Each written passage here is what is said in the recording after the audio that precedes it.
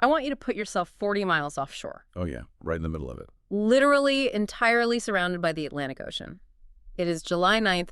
The wind is biting. It's carrying this sharp metallic edge of a summer storm rolling in from the east. And you are standing on a rusted, decaying naval platform that hasn't seen a human footprint since, what, 1991? 1991, yeah. I mean, I really want you to put yourself right there on that precarious metal grate. Just feel the wind. Feel the total, devastating isolation.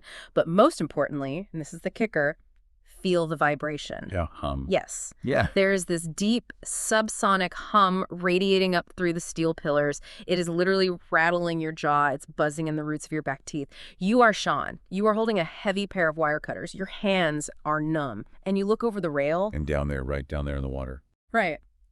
Down there on the eastern face of the platform, the water is simply wrong. It is not a shadow cast by the storm clouds. It is this massive, 15-foot circular dark patch just sitting right beneath the choppy surface. It's changing the actual optical color of the ocean. It isn't thrashing. It isn't roaring at all. It is simply waiting. It's waiting. This one moment changes everything, and Swapnil knows it. It is an absolute masterclass. I mean, the restraint Swapnil Kethel shows in this exact second is staggering. Because think about what literally any other thriller would do right here. Oh, a jump scare, 100%. Exactly. We'd get a giant mutated monster bursting from the waves, gnashing its teeth, tearing at the metal supports. We'd get a cheap jump scare accompanied by some deafening cinematic roar. But Swapnil, he gives us a shadow that alters the refraction of the light. He gives us the horrifying, suffocating patience of the unknown. We get silence. Okay, let's unpack this. Because what we are doing today in this deep dive is looking at a masterclass in tension, in trauma, and really the architecture of fear. We are going deep into Swapnil Kethel's The Blackout Part 2, The Last Frequency. And listener, if you are experiencing Swapnil's work, you need to pay attention to what he doesn't show you. You have to pay attention to the silence. Because that is where the real horror lives. Exactly. We aren't just looking at a story today. We're examining how a writer uses omission as a literal weapon. Right, because this isn't just a post-apocalyptic survival story, you know. It's an excavation. Swapnil is digging into what actually happens when the adrenaline completely runs out, when the walls are supposedly secure, and you are left to deal with the psychological wreckage of survival. Ultimately, it's about what the ocean remembers and what humanity has desperately tried to forget. So let's start by looking at that illusion of security. We drop into the narrative on day 8 of the blackout. Shawn and Natalie have survived 6 terrifying nights of absolute isolated chaos out in the world, and then they finally drive east and find the Eastern District Center, which is this former regional hospital that the surviving authorities have essentially converted into a sanctuary. And Swapnil gives us the exact population count right away, 11,143 people. 11,143. That incredibly specific number just hits you, doesn't it? Yeah, it does. It's not like 1,000 survivors. It's 11,143. Every single digit represents a heartbeat. And what Swapnil does here is so brilliant because he completely flips the standard post-apocalyptic trope on its head. When the power grid goes down, you expect lawlessness. Thanks, right? The whole Mad Max aesthetic. Exactly. You expect warlords, people fighting over cans of soup. But instead, the horror Swapnil presents is this incredibly fragile, bureaucratic attempt to maintain normalcy. And what's fascinating here is the sheer juxtaposition of the mundane against the apocalyptic. I mean, you have children literally playing chalk games on the pavement in the courtyard. You have a woman hanging laundry between supply tents with this unhurried, almost meditative competence. And yet, right outside the chain link fence, the dark is physically pressing against the wire. It's like walking into a hospital waiting room where everyone has silently agreed on the rules of grief. Everyone is speaking in hushed tones, reading old magazines, pretending everything is totally fine, but the terminal diagnosis is standing right outside the window, just staring in at them. And the toll that maintaining that illusion takes, it's catastrophic. There's this interaction Shawn and Natalie have right when they arrive with the head medic, Sasha. Yes, Sasha. She's processing them, checking them over, and she tells them they need to get actual deep sleep immediately. Because, she warns them, the human body will inevitably crash around day 8 or 9. And she delivers this incredibly chilling line. She says, not a character judgment, just physics. Just physics. Oh man, that line. That's so good. It completely recontextualizes trauma for the reader. You aren't failing because you're emotionally weak. Your biology is simply bankrupt.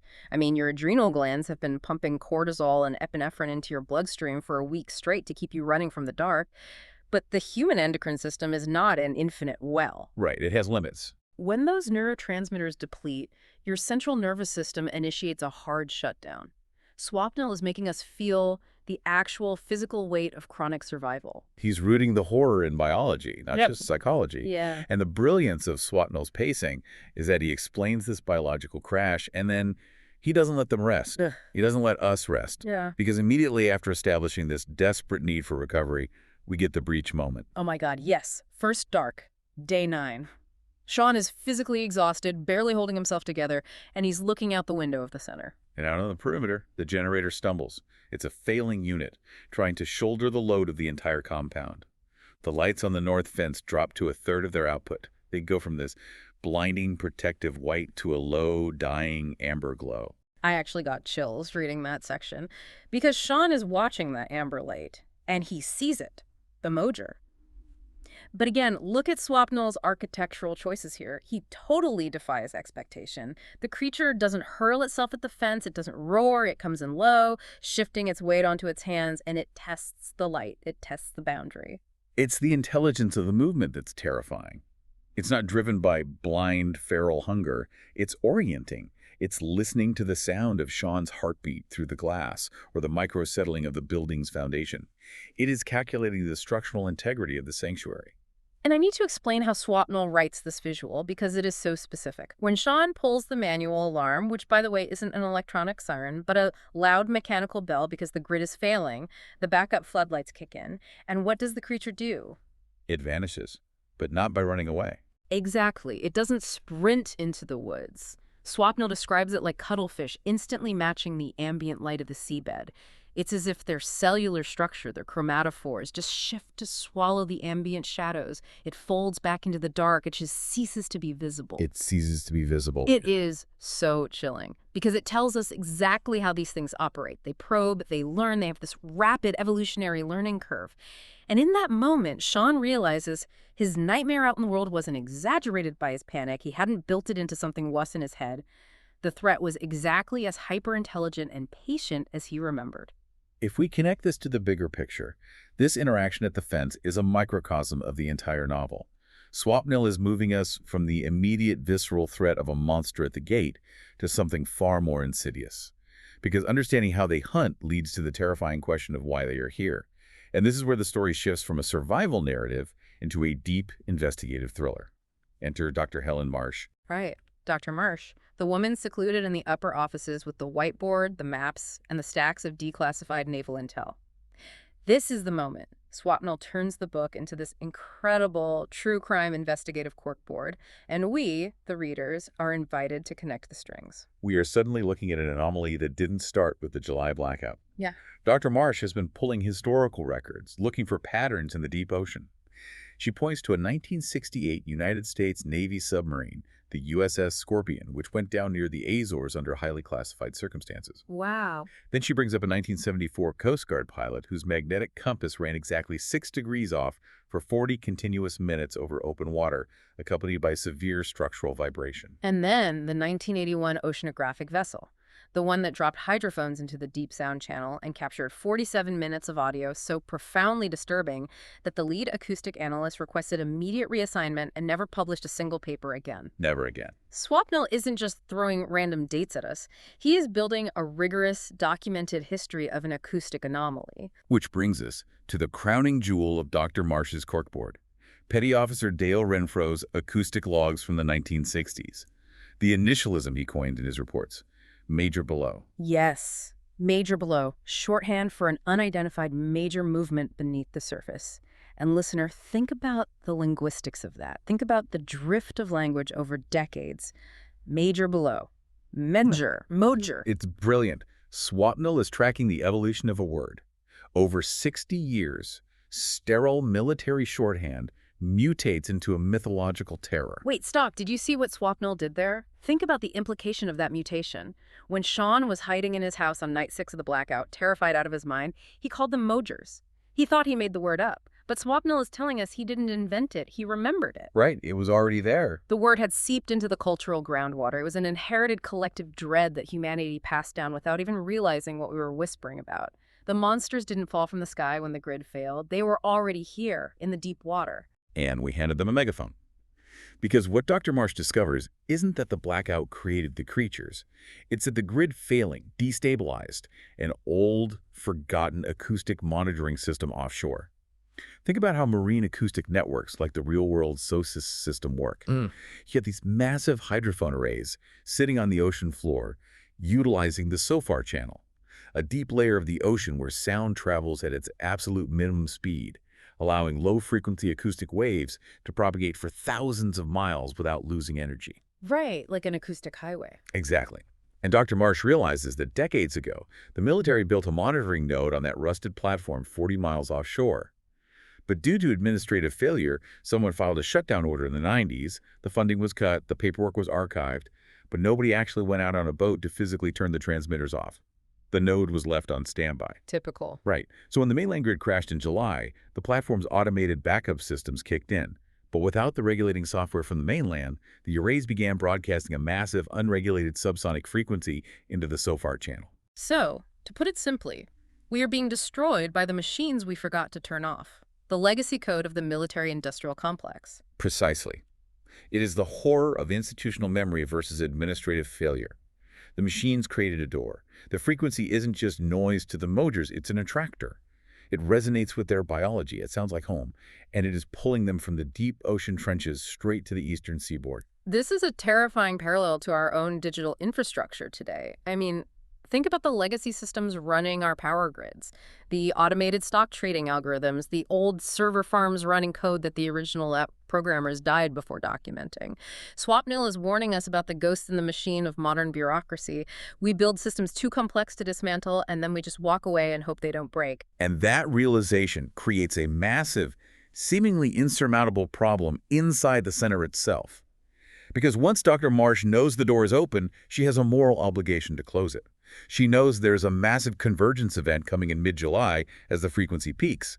But turning off that offshore array requires a boat, and a boat requires fuel. Which puts her on a direct collision course with Bernard. Bernard, the former regional emergency management director who is currently holding the sanctuary together with duct tape and sheer willpower. Right. And in any other story, it would be so incredibly easy for Swapnil to write Bernard as these stubborn, foolish antagonists. You know, the classic disaster movie mayor in Jaws who refuses to close the beaches because of the summer dollars, the guy the audience is meant to hate. But Swapnil refuses to take the easy way out. He makes Bernard fiercely competent. Bernard isn't evil. He is hyper-fixated on the immediate math of survival. He is calculating calories. He is calculating diesel reserves. He is measuring the exact lumen output required to keep the Mojers from breaching the perimeter fence. He looks at Dr. Marsh's plan, and the math doesn't lie. If he spends irreplaceable diesel fuel on a boat trip 40 miles offshore to chase an unproven acoustic ghost story, the sanctuary's generators will run dry next week. Yeah. And if the generators fail, 1,143 people will be slaughtered in the dark. Okay, I actually have to push back on that, though. I hear what you're saying about his competence, and you're right, Swapnil writes him as a logical leader. But I don't think Bernard is just being pragmatic. I think he's suffering from his own deep form of psychological denial. How so? He's choosing the math of fuel over the reality of the existential threat, because math is a system he can control. If he admits that the ocean is physically calling an army of these things to the coastline, his spreadsheets mean absolutely nothing. He is using logistics as a shield against the sheer cosmic horror of what Dr. Marsh has discovered. It's an agonizing trolley problem, but Bernard is closing his eyes and hoping the trolley just runs out of gas. That is a fascinating read. And it makes the ideological clash between the prophets, those looking at the long-term existential reality, and the pragmatists, those maintaining the immediate walls, so deeply compelling. And Swapnil anchors this massive philosophical debate in intensely personal human stakes. We see the toll of this suspended reality in Tomas. Oh, God. Tomas, Yep. the 16-year-old boy. He's the kid who works in Dr. Marsh's office. His entire job is maintaining a massive handwritten timeline on the wall. He's tracking the days of the blackout, the migrations of the survivors, the scattered radio data. He is the archivist of the apocalypse. And there is the scene, it is just devastating. On day 21, Shawn goes up to the administrative office late at night. Tomas is there alone, rearranging the string lines on the corkboard, making a tiny correction with a pen. And without looking away from the wall, without breaking his rhythm, Tomas just says, "My mom died." 3 days ago. Yeah. And he takes a pen and he adds her name to the timeline in the exact same small, careful print as all the other data points, because he says, she was here, she should be in the record. What Swapnil is doing here is gut-wrenching. He is exploring why humans need to document tragedy. Tomas is turning his own mother's death into a geographic and temporal coordinate because in a world where everything is vanishing into the dark, the record is the only permanence left. If she's on the timeline, the chaos didn't entirely erase her. Grief literally becomes data just so it won't be forgotten. It's heartbreaking. It is so profoundly sad. And it fuels the urgency of the narrative. Because while Bernard is waiting for a 2-week risk assessment, demanding more proof before he releases the boat fuel, Natalie decides she cannot wait. She sees the psychological decay of people like Tomas, and she decides to force the issue. She goes on a solo mission. Inside the compound. Yes. She notices a seemingly insignificant detail. A stray dog inside the camp absolutely refuses to walk past the outer corner of Building C. The dog just whimpers and backs away. Most people ignore it. But Natalie understands that animals perceive the world through a completely different sensory spectrum. So she goes to the corner of Building C at dusk, right before the perimeter floodlights hit full power. She puts her back against the cinder block, and she waits. And listener, the sheer energy in Swapnil's writing here is electric. You feel the damp concrete against her back. You feel the drop in temperature. And then she watches a mojer come right up to the chain link fence. It doesn't attack the wire. It reaches a long, multi-jointed appendage through the diamond gaps, and it slowly, deliberately carves 3 deep, parallel grooves into the cinder block of the building. It is marking the sanctuary. Yeah. It is testing the density of the walls. It is a siege tactic. And Natalie takes out a Polaroid camera, and she takes a photograph of the grooves. She places her own hand against the wall in the frame for scale, and she marches straight into Bernard's office, throws the photo on his spreadsheet, and forces the establishment to witness the truth. She looks him in the eye and says, "I watched it happen." And Bernard, clinging to his bureaucratic denial, says that a single witness isn't enough protocol to release the fuel. So Natalie doesn't argue. She just demands he send his own security chief with her the next night to verify it. She weaponizes his own bureaucracy against him. It is such a triumphant, defiant moment. Natalie completely refuses to let administrative red tape stall their survival, and it's what finally shatters Bernard's denial. The scales tip. Bernard authorizes the fuel release, which initiates the mission. The last frequency, July 9th. The turning point of the novel. Yeah. The sequence we open the show with. Shawn, Natalie, and Dr. Marsh taking a small, retrofitted coastal patrol boat 40 miles offshore. The cinematic pacing of this entire sequence is unbelievable. You have this incredibly unnatural silence out on the open Atlantic. Swapnil describes the total absence of life. No seagulls diving, no silver flashes of fish near the surface, no other boats on the radar, just a gray, churning summer storm system building above them, and the suffocating realization that they're entirely alone. And then, as they get within 5 miles of the coordinates, the vibration begins. The subsonic frequency. We really need to talk about how Swapnil describes this because it isn't just a sound. They feel it in the hull of the boat first. A deep, rhythmic shudder. Then it travels up through the deck plates, into their boots, and into their skeletal structure. Swapnil is illustrating the physics of subsonic acoustic energy. Yeah, the science is real here. Right. Frequencies below 20 hertz can actually bypass the eardrum and resonate directly within human tissue and bone. It induces nausea, vertigo, and a profound sense of panic. It is the exact acoustic beacon that has been drawing the Mojers for weeks. And when they finally arrive and climb the rusted slick iron ladder up to the platform, the tension is unbearable. Dr. Marsh is immediately at the central control console inside the dilapidated comms shack.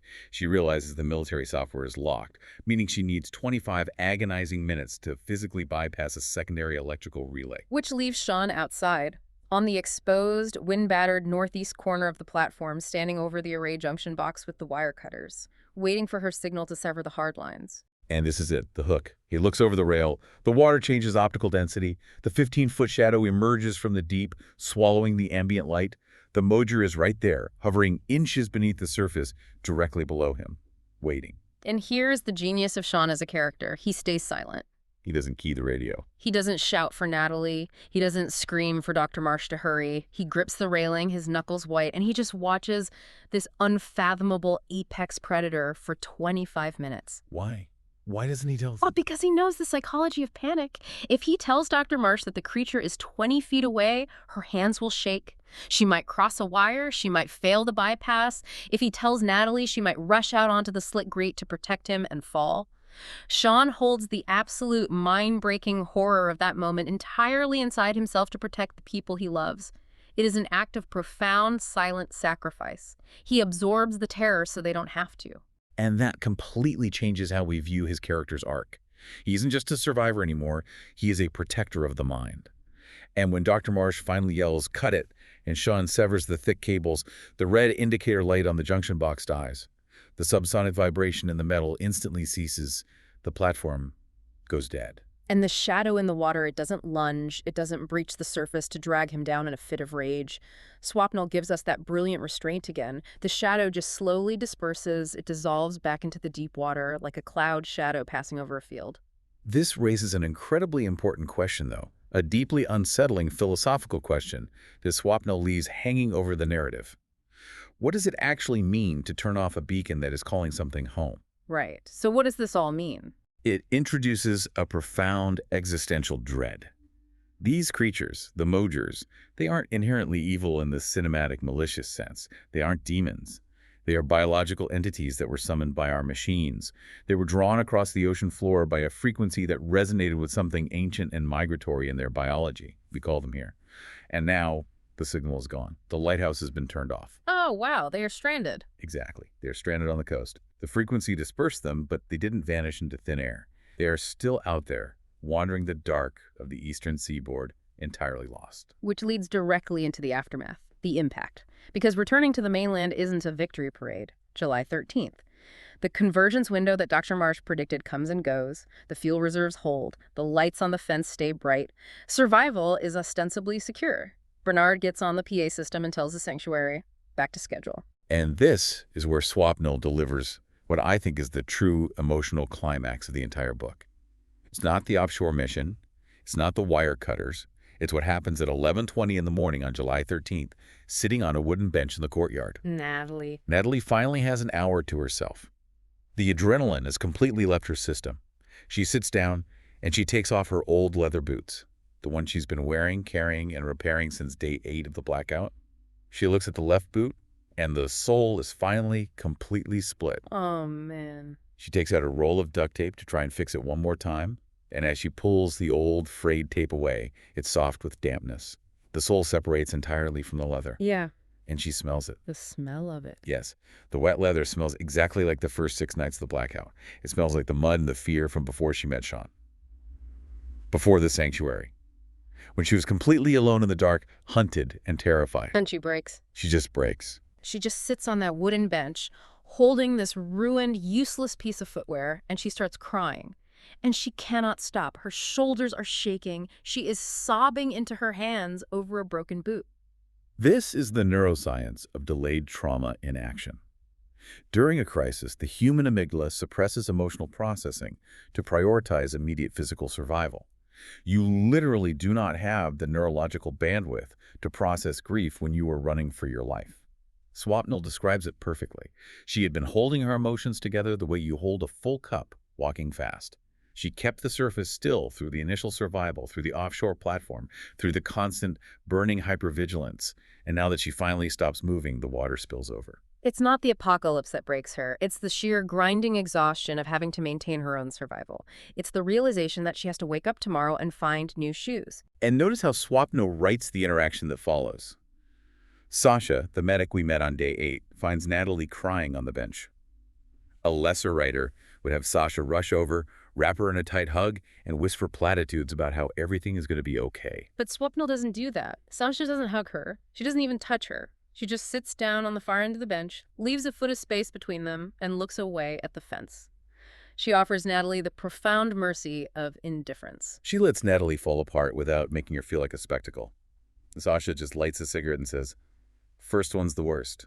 Not because it gets less real, because it stops being new." Here's where it gets really interesting. Swapnil completely refuses to let survival feel like a victory. There is no triumphant music swelling in the background. Survival feels like a chore you now have to maintain forever. You manage to close the door in the ocean, yes, but you still have to wake up, boil your water, and fix your damn shoes. The apocalypse becomes mundane. Which transitions seamlessly into the final major arc of the narrative. the journey north, and the unrecognizable self. Once the center is stabilized, Shawn and Natalie pack a vehicle and head north along the coast to map a supply corridor. They reach Mile 105. It's a small, fortified community center holding 41 people. And Shawn is looking for his sister, Mara. He knows she was put on an evacuation bus on day one of the blackout, and he's been carrying the hope of finding her for over a month. He finds her. She's alive. He walks into the community center and he sees her sitting at a folding table facing the Atlantic window, writing logistics in a notebook. And he walks up behind her, pulls an object out of his pocket, and says, "I found the candles. Sorry it took a while." It's a reference to a birthday card. Yeah. Shawn has been carrying a Grandpa Jim birthday card with cheap glitter letters in his chest pocket for 33 days. It's an artifact from a world that absolutely does not exist anymore. It's like finding a puzzle piece you lost under the couch a month ago, only to look up and realize the picture on the box has completely changed. Because Mara turns around and she sees him and she laughs. But Swapnil specifically tells us it's not the laugh Shawn remembers. 33 days of unspeakable trauma have fundamentally rewired her personality. The social circuits of her brain have adapted to a new reality. She's cold, she's hyper-logistical. When they sit down, she doesn't ask about his emotional journey. She doesn't cry. She immediately asks for his route data, his travel logistics, the math on his fuel consumption. She is mapping forward, refusing to look back. And the heartbreak is so palpable it hurts to read. Shawn reaches for his pocket, an old phantom limb habit from when he used to check his cell phone for her texts. But the phone has been dead for a month, the old Mara is gone, and he has to mourn the sister sitting right in front of him. And she has a burden of her own. We learn she's protecting a 9-year-old girl named Dara, who she found wandering near mile 40. Yes, and Shawn, still clinging to his pre-blackout dynamic of being the protective older brother, tries to step in. He tries to help him manage Dara, offering to take the girl off her hands for a while. And Mara just looks at him, cuts right through his intention, and says, "Dara can tell the difference between someone who wants to help her and someone who wants to feel like they're helping." Ouch. That is surgically precise. Right. It is devastatingly blunt. She is completely calling out his subconscious need to feel useful, his need to be the savior to validate his own trauma. Swapnil completely refuses to write a clean Hollywood reunion where the siblings hug and all their familial trauma is magically healed by the apocalypse. Mara is deeply traumatized, she is prickly, she is guarded, and she's still actively figuring out what she owes this orphan little girl. It reflects the overarching philosophical theme of the book perfectly. The epigraph at the very beginning of the novel is, "The hardest thing about hope is that it makes you responsible."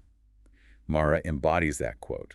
She has hope for this little girl, which means she bears the crushing responsibility of her survival. She doesn't want Shawn swooping in to artificially resolve her guilt. She has to carry the weight herself. Which brings us to the end. The final echoes in the dark. We need to talk about how Swapnil closes this out, because it is haunting. The epilogue. It's late July. The Eastern District Center receives the first real, coherent shortwave radio contact from a survivor settlement 300 miles north, a formal, structured broadcast. The center throws a party. They literally left over 4th of July sparklers in the courtyard. Tomas proudly adds first real contact to his massive timeline. Even Bernard and Dr. Marsh share a quiet, silent nod of respect by the perimeter fence. It feels like a massive breath of fresh air. Humanity is rebuilding. The network is reforming. But Swapnil Cathal doesn't let us rest on that breath. He leaves us with a lingering note of profound cosmic unease. He brings us back to the author's note, to the terrifying realization we discussed earlier.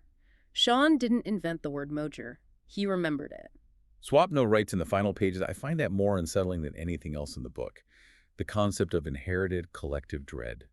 The fact that this word, this specific phonetic warning, survived for 60 years in the dark corners of the human subconscious, just waiting in our DNA for the monsters to finally arrive. And the final image Swapnil leaves us with. The Atlantic Ocean is still there. The exact same churning blue-gray it has always been. The offshore station is dead and quiet, rusting in the salt air. But the water below it is still impossibly deep, and it is still holding whatever it holds. The monsters didn't die, they dispersed. And back in the center's administrative office, long after the party has ended and the room is empty, the automated shortwave radio cycles past a dead frequency. And for just a half second, it catches something low and even and rhythmic before moving on to static. Nobody is in the room to hear it. The dark accumulates. So does the light. Both are incredibly patient. Swapnil doesn't give us answers at the end. He leaves us with a feeling, a deep, resonant vibration in our own bones. Before we leave you, listener, consider this. If the Mojers were drawn to a specific subsonic frequency generated by our old, forgotten machines, what happens when humanity starts rebuilding? What happens when we lay new fiber optic cables across the ocean floor? What frequencies will our new cellular towers emit into the dark? Swapna leaves us wondering if the very act of trying to rebuild our society will be the exact thing that calls them back.